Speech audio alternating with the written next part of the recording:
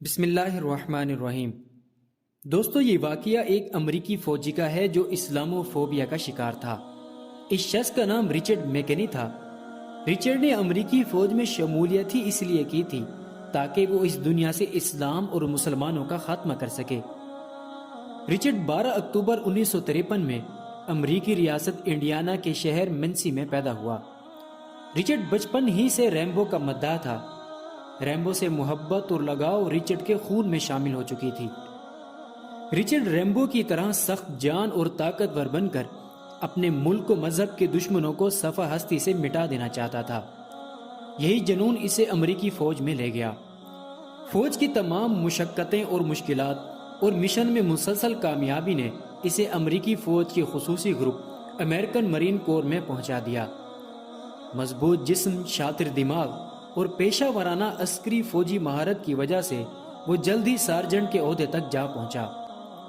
دوستو، بوسنیا میں ہزاروں لوگوں کے قاتل سربیا کے صدر کو پکڑنے کے لیے جب امریکہ نے جن ماہر فوجی جنگجوؤں کو بھیجا تھا، اس دستے میں رچرڈ بھی شامل تھا۔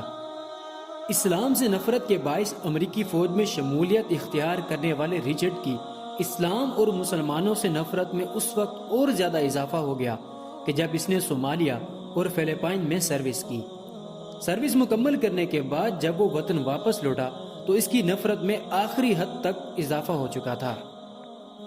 ایک دن وہ مال میں شاپنگ کر رہا تھا کہ اس کی نظر برقع پہنے دو مسلمان خواتین پر پڑی۔ ان خواتین کو دیکھ کر اس کی آنکھوں میں خون اتر آیا۔ وہ آگے بڑھا تاکہ ان خواتین کو جان سے مار ڈالے، لیکن اسی دوران اس کی فوجی ٹریننگ کام آ گئی۔ اس نے خود پر قابو پایا اور گھر واپس لوٹ آیا۔ گھر آ کر اس نے بڑا منصوبہ بنایا۔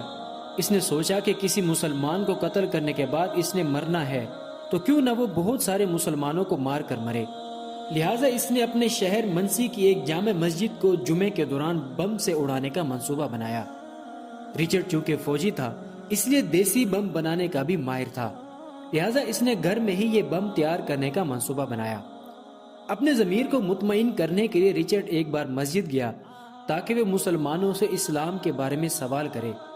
لہٰذا وہ مسجد گیا جہاں اس کی ملاقات ایک نمازی سے ہوئی۔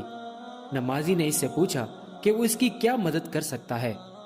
رچرڈ نے اس نمازی سے اسلام جاننے کی خواہش ظاہر کی۔ نمازی یہ سن کر شیلف کی طرف بڑھا اور اس میں سے انگریزی ترجمے والا قرآن لا کر اس کے حوالے کر دیا اور اس سے مخاطب ہوا کہ آپ اسے پڑھیں اور سمجھنے کی کوشش کریں۔ اگر اس دوران کوئی مشکل پیش آئے یا کچھ سمجھنے میں دشواری ہو تو وہ آ کر ہم سے سوال پوچھے۔ رچرڈ قرآن لے کر چلا گیا۔ وہ قرآن مسلسل پڑھتا رہا اور مسلسل مسجد جا کر ان لوگوں سے سوال کرتا رہا، یہاں تک کہ 2 مہینے کا عرصہ بیت گیا۔ ایک دن رچرڈ قرآن کا مطالعہ کر رہا تھا کہ اس کی نظر سورہ مائدہ کی آیت 32 پر پڑی کہ جس میں اللہ تعالیٰ ارشاد فرماتے ہیں کہ جس شخص نے کسی ایک انسان کی جان بچائی تو گویا اس نے پوری انسانیت کو بچا لیا۔ یہ آیت پڑھ کر گویا رچرڈ ساکت ہو گیا۔ اس کے دماغ کے بند دروازے کھلنے لگے۔ ایک روشنی سی تھی جو اس کے اپنے اندر اترتی ہوئی محسوس ہوئی۔ رچرڈ اٹھا اور اسی مسجد جسے وہ بم سے اڑانے والا تھا وہاں جا کر کلمہ شہادت پڑھ کر مسلمان ہو جاتا ہے۔ مسلمان ہو جانے کے بعد وہ 3 سال تک اسی مسجد کی انتظامی کمیٹی کا صدر رہتا ہے۔ ایک انٹرویو کے دوران اس نے مسجد کا وہ حصہ دکھایا جہاں وہ بم فٹ کرنا چاہتا تھا۔ آج کل رچرڈ ایسے پروگرامات سے وابستہ ہے جو امریکی لوگوں کو اسلام و فوبیا اور نفرت سے بچاؤ کی تبلیغ کرتا رہتا ہے۔ دوستو، اس وقت دنیا میں سب سے زیادہ حفاظ پاکستان میں پائے جاتے ہیں۔ پاکستان دنیا بھر میں ایک سال میں سب سے زیادہ حافظ تیار کرنے والا ملک ہے۔ لیکن دوستو، کیا آپ جانتے ہیں کہ رچرڈ کو ہدایت کیسے ملی؟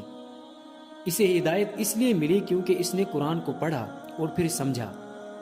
ہم صرف قرآن پڑھتے ہیں، سمجھتے نہیں ہیں۔ آپ جانتے ہیں ہماری دعائیں کیوں قبول نہیں ہوتی؟ کیونکہ ہم دعائیں پڑھتے ہیں، دعائیں مانگتے نہیں ہیں۔